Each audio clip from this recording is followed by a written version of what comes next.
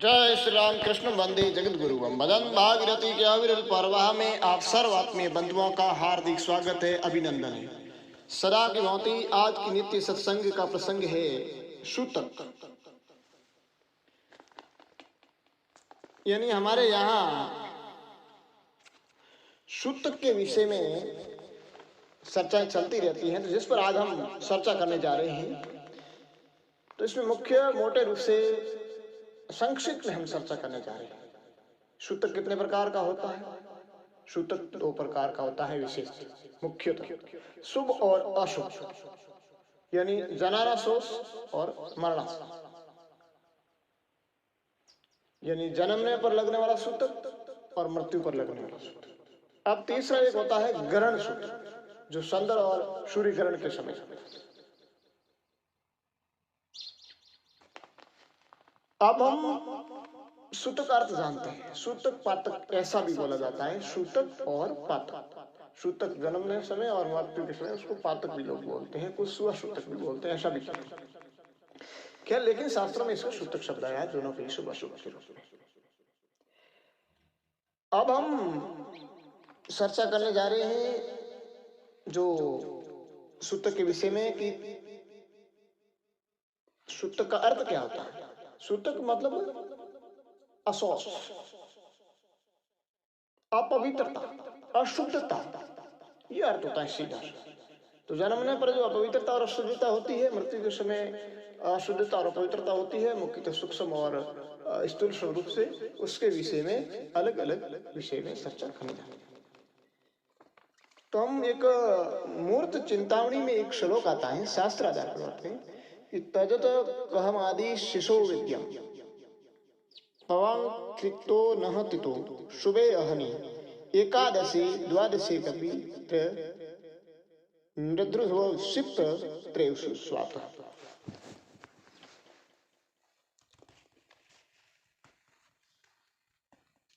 यानी जो जननाशोष होता है वो कितने दिन तक लगता है, इसके विषय में बताएंगे। तथा कमादि शिशु विद्य पवा कृतो नह तृतु शुभे अहन एकादशी द्वादशी मृत्युध्व श्रीप्रत।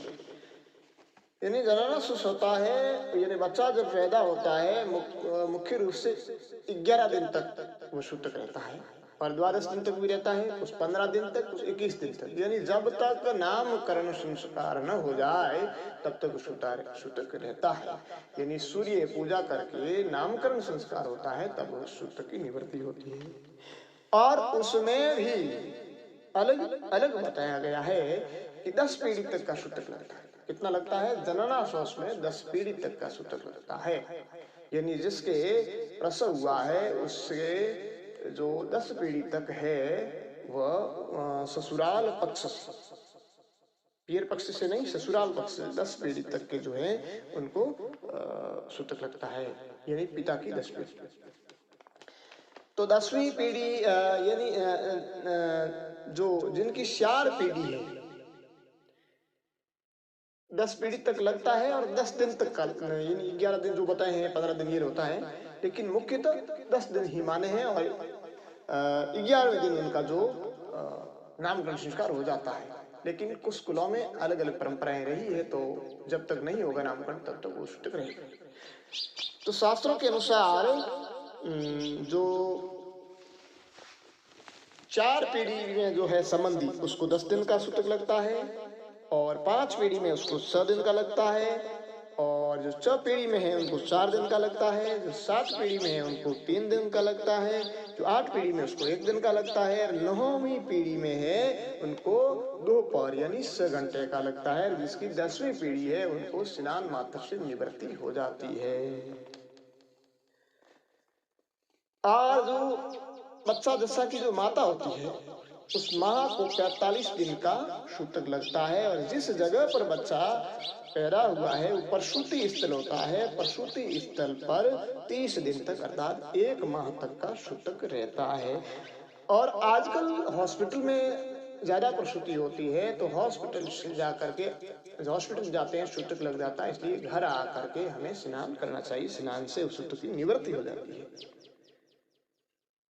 आप कहते हैं कि सूतक का मतलब अपवित्रता है। जब बच्चा जन्मता है, 9 माह तक गर्भ में रहता है, तो गर्भ के बाहर आते अपना मल परित्याग करता है, इतने दिन तक रहता है, उससे कई तरह के कीटाणु रोगाणु उस वातावरण में फैल जाते हैं, जिसकी शुद्धि के लिए इतना दिन समय लगता है।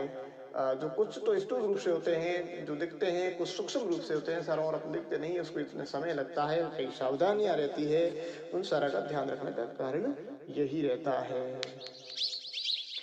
और इसमें एक प्रश्न आता है कि जो पुत्री होती है यानी पियर पक्ष को कितना लगता है। पुत्री अगर पियर में आई हुई है, माता पिता के घर में अगर उसका प्रसव होता है तो उसको 3 दिन का सूतक लगता है। ससुराल में तो माता पिता के यानी पियर पक्ष वालों को किसी प्रकार का कोई सूतक नहीं लगता है। अब इसमें एक और प्रश्न आता है कि अगर गर्भस्राव हो जाए, गर्भपात हो जाए तो कितना होगा।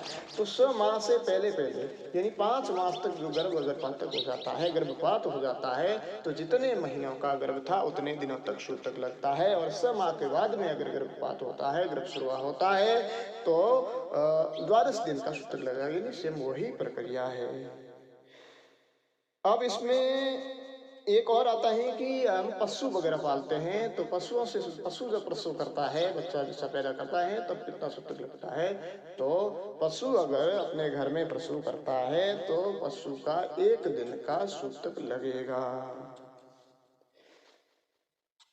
अब हम चर्चा करने जा रहे हैं, जनन शोष पर हो गई, अब हुई मरण शोष। तो मरण शोष यानी मृत्यु के समय जो अपवित्रता होती है। अब अपवित्रता कैसे होगी। जो हमारा शरीर होता है, जिस समय चेतना शून्य हो जाता है, तो टेम्परेचर गिरने लगता है, थोड़े समय के बाद टेम्परेचर शून्य हो जाता है।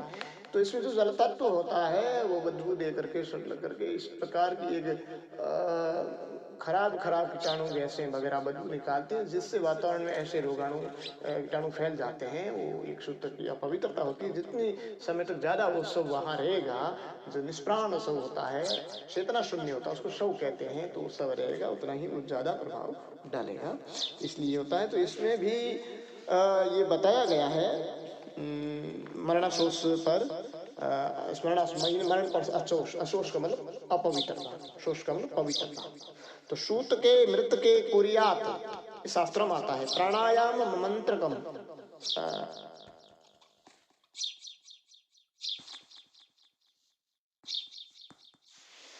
नहीं, एक शास्त्र में आता है कि कितने दिन तक ये मरणाशोष लगता है। तो जिसके विषय में आता है कि ब्राह्मणास्तु दशाहेन, क्षत्रियो द्वादशहनि, वेश्यः पंचदशाहेन, शूद्रो मासेन शुद्ध्यति। इसमें हमें वर्ण व्यवस्था के आधार पर कहा गया है कि जो ब्राह्मण है उसको 10 दिन का, जो क्षत्रिय है उसको 12 दिन का यानी 12 दिन का, वैश्य को 15 दिन का और शूद्र वर्ण वालों को 30 दिन का सूतक लगता है। अब प्रश्न पैदा होता है कि भाई मनुष्य एक है तो फिर इनका भिन्न भिन्न तरीके से क्या होता है। तो शास्त्र में उल्लेख आता है जो ब्राह्मण है, एक वर्ण का मैं देता हूँ, ब्राह्मण होता है जो प्रतिदिन नित्य अग्निहोत्र यज्ञ करता है, गायत्री की माला संध्या वंदन करता है, वैदिक पाठ करता है, जिससे उसके शारीरिक ओरा एक प्रभाव एक ऐसा शक्तिशाली बनता है जो उनके कीटाणुओं को, उनके रोगाणुओं, उनकी अशुद्धता को, उनकी पवित्रता को ज्यादा दिन तक टिकने नहीं देता है, जिससे उसके लिए कम का विधान है। इसलिए क्षत्रिय वैश्य शूद्र यही सब पर फॉर्मूला लागू होता है। ऐसा भी एक आता है कि सन 1984 में जब भोपाल गैस कांड हुआ था, तब समय की एक बात सुनी थी हमने कि उसके उस समय बहुत सारी जनानी हुई थी, उसके पास में एक अग्निहोत्र वाले ब्राह्मण का घर था। तो उसके आसपास में तो सब मृत्यु को प्राप्त हो गए थे, लेकिन उस घर में, जिस घर में नित्य अग्निहोत्र यज्ञ होता था, वेद पाठ होता था, गायत्री से उसके किसी भी सदस्य को कोई नुकसान नहीं हुआ। ये उसमें शक्ति होती है जो नुकसानदायक किरणें होती है, नुकसानदायक रोगाणु होता है, उस अपने वातावरण में प्रवेश नहीं होने देते हैं, उनसे लड़ने की उनमें शक्ति होती है। इस तरह कहा जाता है। लेकिन आगे और कहा है शास्त्र में कि दशाहे कहा शुद्धि स्यात् अन्न शुद्धि सपिंडने, यानी सारा वर्ण का कोई मनुष्य उसकी काय शुद्धि यानी शरीर शुद्धि है वो 10 दिन से हो जाती है। शरीर शुद्धि है वह 10 दिन से हो जाती है। और स्यात् अन्न शुद्धि सपिंडने, और अन्न की शुद्धि है वो सपिंडिन श्राद्ध करने के बाद। सपिंडीकरण जो श्राद्ध होता है उसके बाद होती है। जो सपिंडीकरण श्राद्ध कब होता है? वो द्वादश दिन के बाद ही हुआ करता है। अब आजकल प्रश्न आता है कि हम समय नहीं है, इतने समय तक क्या करें, हमारा काम धंधा, इस तरह के लोग अब जल्दी में करने लग जाते हैं, या कहते हैं ये पंचक लग रहे हैं इसलिए 9 दिन में जो मिला करके कर दो, ये कर दो। तो कुछ 3 दिन से करने लग जाते हैं, कुछ 9 दिन से कर लेते हैं, कुछ 10 दिन से करते हैं, लेकिन क्यों किया जाता है? कितनी अशुद्धता रहती है? इसका क्या कारण है? कि हमारा जो शरीर बनता है वो 9 मास लगते हैं, 9 मास लगते हैं, करीब 270 से 80 दिन लगते हैं शरीर बनने की प्रक्रिया। अब हमारे पास समय नहीं है इतना, उसको 5 मास में या 4 मास में ऑपरेशन करके निकाल दोगे तो क्या होगा? हमें पता है कि परिपक्व नहीं, पूर्णता नहीं है, तो बच्चा रहेगा, हमें फल प्राप्ति नहीं होगी। तो इस तरीके से हमारे शास्त्र कहते हैं कि 9 मास लगते हैं उनके शरीर बनने के लिए। आगे जीव आत्मा जो जाते हैं, ये कर्मकांड की एक प्रक्रिया है, उसको भी अपने कर्मों का फल भोगने के लिए शरीर मिलता है। और वो शरीर पहले मस्तिष्क बनता है, फिर ये जो क्या बोलते हैं इसको, कान, अक्ष, आंखें, नाक, ये बनता है, फिर ऐसे करते करते जो उनका शरीर 9 दिन से बनता है, 10वें दिन उनका पूर्ण प्राप्ति होती है, जिसको दशाकर्म कहते हैं। जो उसके बाद में दशाकर्म किया जाता है और जिसको क्रियाकर्म कहते हैं। और उसके बाद में एकादश को उसको भूख जागृति होती है, और द्वादशी को उनको अन्न वगैरह देने की प्रक्रिया होती है। इसलिए द्वादश अन्न की शुद्धि है वह द्वादश में होती है। और जिस घर में शुद्धक होता है उस घर में हमें अन्न नहीं खाना चाहिए, गोत्र के अलावा तो बिल्कुल खाना ही नहीं चाहिए। और उसके बाद में अन्न शुद्धि के बाद में, शुद्धक निवृत्ति के बाद में आप खा सकते हैं। अब उसमें आया है कि इसमें भी यही है कि सूतक किस तरह लगेगा। इसमें भी जो सूतक लगता है 10 दिन का, फिर अन्न शुद्धि होती है, काय शुद्धि 10 दिन से हो जाती है, तो वो 10 दिन का ही लगता है, 10 पीढ़ी तक का ही लगता है। 1 से 3 पीढ़ी तक सूतक है, वह वर्ण व्यवस्था अनुसार है। ब्राह्मण को 10 दिन का, और ये जो क्षत्रिय को 12 का, और वैश्य को 15 का, और शूद्र का 1 महीने की ये प्रक्रिया होती है। और बाकी वालों को जो प्रक्रिया है वह 1 से 3 पीढ़ी के लिए वो स्वयं 10 दिन, चौथी पीढ़ी वालों के लिए 10 दिन की है, 5 पीढ़ी वालों के लिए 6 दिन की है, 6ठी पीढ़ी वालों के लिए 4 दिन की है, 7 पीढ़ी वालों के लिए 3 दिन की, 8 वालों के लिए 1 की, और 9 पीढ़ी वालों को दोपहर 6 घंटा की है, दोपहर 6 घंटा की है, और 10वीं पीढ़ी वाले स्नान मात्र से निवृत्ति हो जाती है। अब इसमें होता है कि जो उनका सौजन है वो देश विदेश में बाहर रह रहा है, तो उनको शुद्ध कैसे लगेगा, कितना लगेगा, क्या लगेगा। और वहाँ तो वहाँ के परमाणु भी नहीं पहुँचेंगे, नहीं ये जो गंदगी जो अपवित्रता होती कैसे पहुँचेगी वहाँ, ये दो बातें होती है। तो पवित्रता भी मानसिक रूप से भी होती है, मन कलुषित हो जाता है जो आते हैं उस समय, मन के अंदर एक शौक विकल्प जहाँ मृत्यु होती है, शौक विकार होता है, अशुद्धता होती है, उसकी वजह से वो एक शुद्ध की प्रक्रिया होती है, वो अन्न पर जल पर प्रभाव डालती है। उसी तरह उसको भी सूचना मिलती तब होती है, लेकिन जिस दिन सूचना मिलती है उस दिन से मन पर प्रभाव होता है, उस दिन से ही उनका सूतक गिना जाएगा। जैसे 10 दिन का लगता है, 7वें दिन मिली तो 3 दिन का।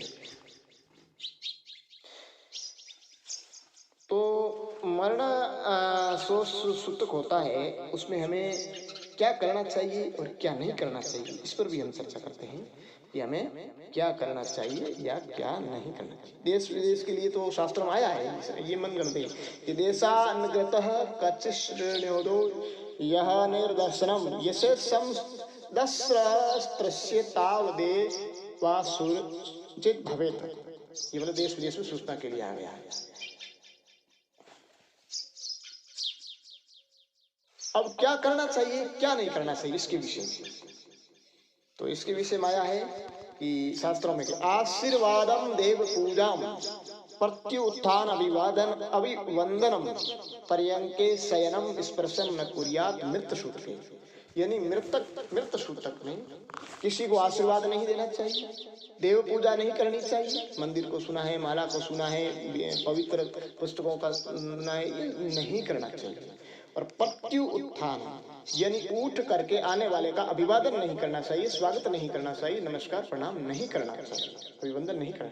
पर्यंक के शयनम और पलंग पर नहीं सोना चाहिए, पाटे पर नहीं सोना चाहिए, चारपाई पर नहीं सोना चाहिए, जमीन पर सोना चाहिए। विशेषकर उनका जो पुत्र होता है उनको 10 दिन तक बिल्कुल तपस्वी जीवन जीना चाहिए, किसी को स्पर्श न करना चाहिए। शयनम स्पर्शम न कुर्याते मृत्युशुद्ध, और किसी को स्पर्श नहीं करना चाहिए। यह शास्त्रों में नियम बताए हैं। और फिर क्या कहा, संध्याम दानम जपम होमम, यानी संध्याम दानम जपम होमम शवध्यायम पितृतर्पणम ब्रह्म भोजम व्रतम नैव कर्तव्यम मृत्युशुद्ध के। यानी संध्या दान जप अग्निहोत्र यज्ञ होम वगैरह, स्वाध्याय ये गीता पाठ वगैरह, पितृतर्पण पितृतर्पण करना ये है नित्यकर्म। ब्रह्म भोज्यम वर्तम नेव कर्तव्यम न एव कर्तव्यम मृत्युशुद्ध, यानी ये कर्म मृत्यु सूत्रक में नहीं करने चाहिए, यानी प्राकृतिक रूप से नहीं करने चाहिए और मानसिक रूप से छूट। मानसिक रूप से आप कुछ भी पूजा पाठ वगैरह मन पवित्रता ये मानसिक रूप से कर लेना चाहिए। फिर एक प्रश्न आता है कि कोई लंबे समय से व्रत करता आ रहा है, जैसे एकादशी है, सोमवार है, ऐसे कोई व्रत पकड़े हुए होते हैं, तो क्या घर में सूतक हो जाते हैं और सूतक के समय उस व्रत खंडित होते हैं या नहीं होते हैं? तो इस पर भी शास्त्र में आया है, बहुकालिक संकल्पो गृहीतस्य पुरा यदि सूतके मृतके चैव व्रतम तनेव दुष्यते। यानी ये जो पूर्ण सिंधु पुस्तक है उसमें कहा गया है कि व्रत उपवास अगर जो चल रहा है और मरणाशोष हो जाए किसी घर में तो व्रत छूटने का दोष नहीं लगता है, क्योंकि बहुकालिक संकल्प बहु लंबे अंतराल से संकल्प किया हुआ है। गृहीतस्य पुरा यदि सूत के मृत के चैव व्रतम तनेव दुष्यते, यानी लंबे काल का संकल्प होता है उसका, अगर किसी घर में सूतक हो जाता है तो उसका कोई दोष नहीं लगता है, उसका व्रत खंडित नहीं होता है, व्रत का पुण्य क्षीण नहीं होता है और सूतक निवृत्ति के बाद में पुनः शुरू करते। लेकिन सूतक से अगर कोई का व्रत शुरू करोगे, उपवास शुरू करोगे, नियम लोगे तो वो सूतक रहेगा उसमें। और इसमें और बताएं जैसे जनना शौच है, मरना शौच है, यानी सूतक ये जो है, और जो प्रसूति महिला है और महावरी जिसको महिला लगती है, ये 4 जो होते हैं 4 दोष होते हैं। इसमें व्रत जो है वो नहीं किया जाता है उसमें, और लेकिन उसका दोष नहीं लगता है। अगर कोई व्रत कर रही है और महिला महावरी में आ जाती है या प्रसूति में है तो उसके व्रत छूटने का दोष नहीं लगता है। निवृत्ति होने शुद्धि होने पर बाद में पुनः शुरू करना। हाँ, ये जो बहुकालिक संकल्पों वृत्ति प्रयोजन सुत के वृत्ति के वचन, ये जो है धर्म सिंधु का है शास्त्र। और पूर्व संकल्पित यच्च व्रतम शून्यत्य व्रते तत् कर्तव्यम नरे शुद्धम दानावर्तम विवर्जितम, ये है जो पूर्ण सिंधु का है, जिसमें व्रत उपवास जो सब रहा है उसके विषय में ये बताया गया है। अब है जो कोई नित्य पूजा कर रहा है, सूर्य को अर्घ्य दे रहा है, मार्जन कर रहा है, संध्या वंदन कर रहा है, उसके लिए क्या है कि सूत के मृत के कुर्यात प्राणायाम मंत्रकम तथा मार्जनम मंत्रास्तु मनसोच्चार्य मार्जयत गायत्री सम्यचार्य सूर्य अर्घ्याय निवेद्यात्। तो इसमें कोई नित्य पूजा कर रहा है, सूर्य को अर्घ्य दे रहा है, मार्जन आदि कर रहा है, तो मानसिक रूप से करे। स्थूल रूप से तो कह दिया कि बिल्कुल नहीं किया जाएगा, केवल मानसिक रूप से ही करना चाहिए। अब मोटे रूप से हमने इस पर चर्चा कर ली है, इस सूतक और पातक के विषय में हमने ये चर्चा कर ली है, और इस चर्चा में सारा जो तंत्र था हमने जाना है। और वैसे शास्त्रों में कहीं सूक्ष्म रूप से इनका वर्णन भी आता है।